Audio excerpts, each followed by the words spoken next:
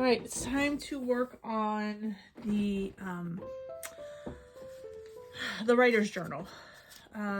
This is me getting ready for the year. One thing I have to do is pull down last quarter's Kanban board, which still says 2022, quarter one in the corner, but it's quarter four.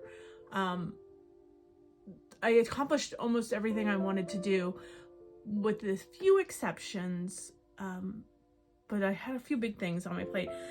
But these are the tabs for quarter one 2023. I've started making all of them. So this purplish color are the Austen related ones.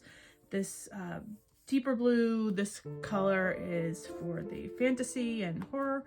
And then this lighter bluish green is for sort of the business projects that sort of span across not just the writing and the publishing, but the community building. So there's things like scheduling the social media, doing video updates, doing newsletters, and then for Austen, a lot of my work right now is editing, and for the fantasy, a lot of it is writing, because I have two series that I'm trying to alternate between.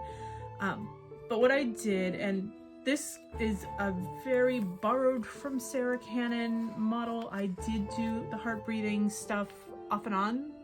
I've never taken the course, but I highly recommend it for people who are not already inclined to know how to set goals and get organized and think realistically about what they can do. And I'm going to be honest, I don't think realistically about what I could do, because I'm very prone to overcommitting myself. But this year, I'm trying to be better. The theme for this year is renew. It's looking at what I do and how I can do it better and wiser and smarter and improve on what I've already done. So this is why all those Austen books are getting re-edited. The first four came out in a phase when I was still learning about self-publishing, working with editors, finding the right editor. I think Modern Persuasion and Pride, Prejudice, and Pledging suffered the most from my not knowing things. So Modern Persuasion didn't have an editor, and I worked on re-editing that last year. Pride, Prejudice, and Pledging needs a whole overhaul, which is essentially what I'm doing in quarter one of the year, which is January, February, March. It's re-editing that entire thing based on what I've learned over the years about how to write better. There's also editing citation needed, getting Sweeten Up Ginny Darcy, the next book in the series, ready to go. If that will be a Kickstarter or if that's coming out on Patreon, I'm still trying to make decisions, and I'm happy to talk about that. But what I'm really excited about is the next book in my Frozen Wasteland series, which is probably what you're all interested in, because I'm pretty sure I put this up on the Sara Marks Fantasy YouTube channel. So while I'm really primarily editing and drafting and sort of in the tail end of the romance and Austen stuff that I have going on right now, Frozen Wasteland and The Enduring are where a lot of my creative energy is going. Harshug is the next. I know it's another weird, not really a word, but it's Lovecraftian, and the series is Lovecraftian. So I really just, these are made up words, but they'll have meaning within the story. There's a very good chance that this will be released in previews on Patreon before the book comes out, and those who are part of the Patreon team will get to read all of this and give feedback before my editor gets her hands on it. The Enduring, I'm not planning on putting book 2 out until 2024, so that has a year and a half-ish before anybody will start reading that. And if I want to do a Patreon for that, we can grow from the Frozen Wasteland one. Maybe I'll use the Frozen Wasteland one. I don't know. I don't think so. Then there's the swag, my stickers, doing workshops with my local bookstore to help other indie and new authors learn about their publishing options. I would love to do a Kickstarter. I'm so very sad it didn't work out for for New Devil, that doesn't mean it won't happen again. Book 2 in the series, there's an opportunity for me to do another Kickstarter. There will always be opportunities for me to do another Kickstarter. And then, so this quarter is really focusing on writing the Harshug content, writing the enduring content. And then I've broken up month by month. Like, here's what I want to be doing in January. So you can see it's a huge chunk, but a lot of it is the work behind the scenes, not the writing, not the editing.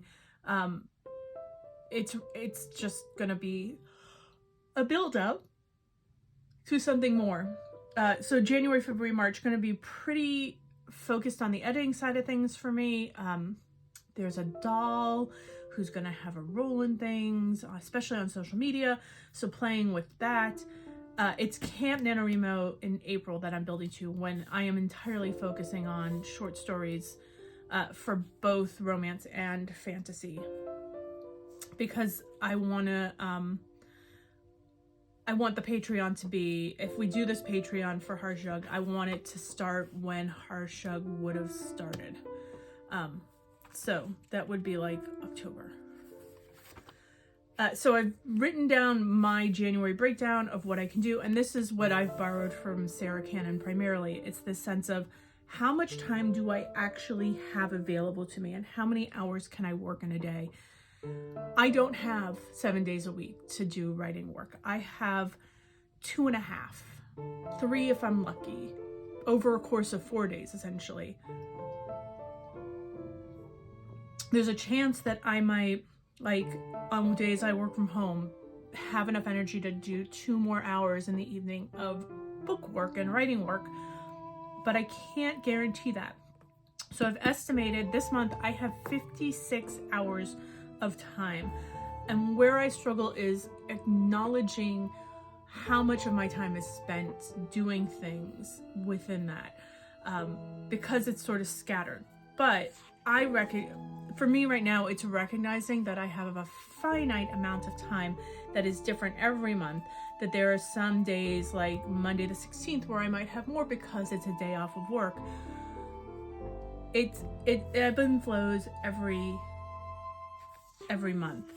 So then what I was using last year was Erin Condren's Focused Planner. This year I'm just using a notebook from her. It's the Wonder Woman one. I will always lean into Wonder Woman. So what I'm doing is I'm trying to actually now account for the work I do. So here we are, it's January 1st. What am I doing for 4 hours? So I can pull out my pen and recognize that I'm planning and making videos. And this is 2 hours of my time.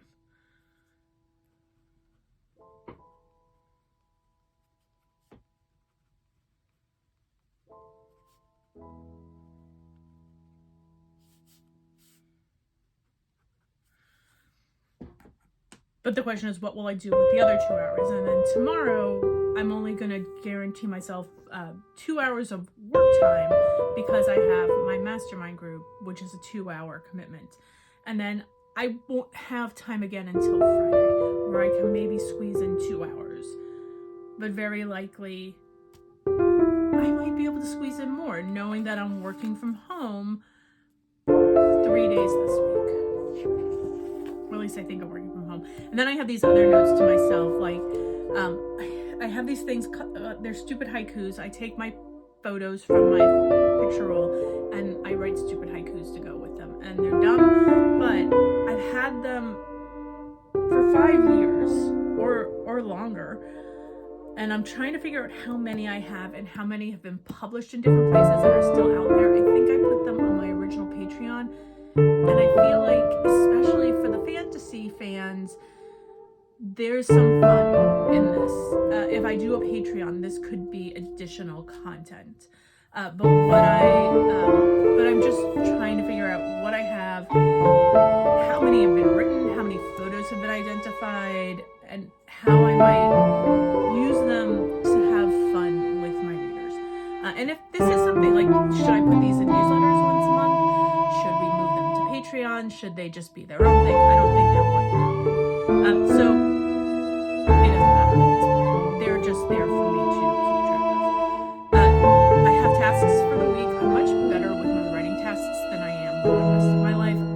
want to work on. So I've already sent Sweeten Up Ginny Darcy to my editor, and I am going to get into my social media journal in a few moments to plan social media and see what's left that I have to schedule and how much I want to schedule. Making those graphics is going to take time. I have my 2 newsletters and they go out once a week. I have to make the next fantasy audiobook for this channel. It's going to be one of the stories from #RescueMe. I'm thinking The Horde, because I fucking love that story. And it is a moment where I'm looking to purge stuff, so a horde is a good reminder. Tomorrow I am taking the doll for a photo shoot to the studio, so that I don't have to worry about today. And then editing the Austen books and setting up the Austen Kickstarter. That's just what I want to do this week. If I have more time, there is filming and making videos.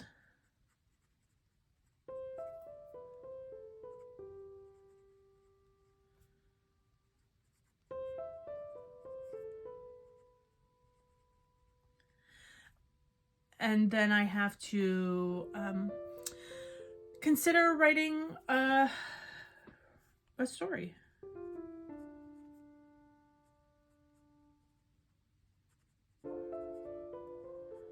And if I can write 1 a week or even 1 a month, I'm doing a lot. This section will be used for sticky pads, notes to myself, but also reflection on what I'm doing. And then the next week will be set up here, and we'll do that next week. But that's where this journal is. And I have these little bookmarks that I can mark which page I'm on. I really want to continue the model of the focus planner that I used, and I can show you. It was Princess Leia's focus planner, and what I did was I'm not a really big fan of monthly spreads for tracking my productivity, but each month it would give me a breakdown of what I could do, and then I would make some reflection, and then I would have a week that I could write it. And what really frustrated me was that I didn't use these 3 days, and I hate having space in a planner that's left blank. So you can see some weeks really busy, other weeks dead.